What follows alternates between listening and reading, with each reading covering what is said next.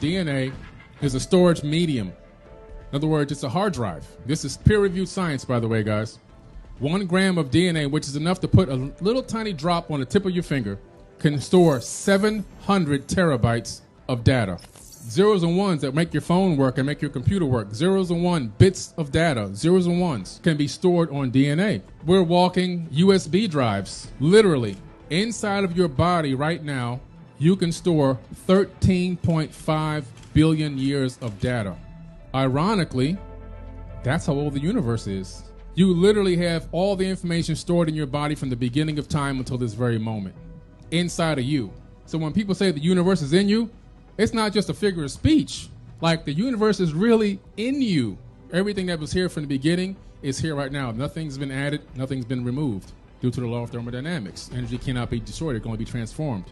You're just here right now in this particular form at this particular moment, but all the information in your DNA will go back, if you had the capability of decoding it, will allow you to find this out.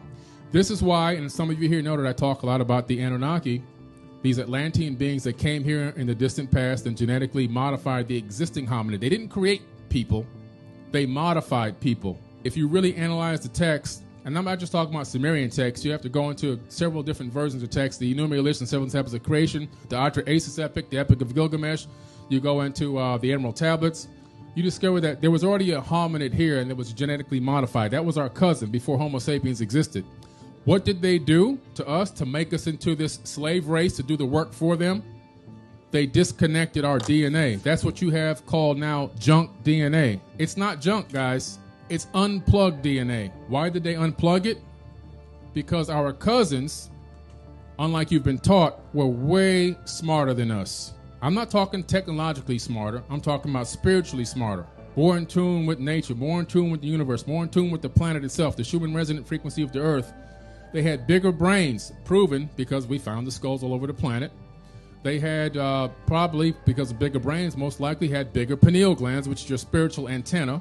All humans right now, we have billions of magnetite crystals in our brains. We don't even use them. They probably had access to their magnetite crystals, which is what turtles use to navigate the oceans to come back to where they're going to lay their eggs. And birds, they flock to the south and the winter and so forth, all using the magnetic field.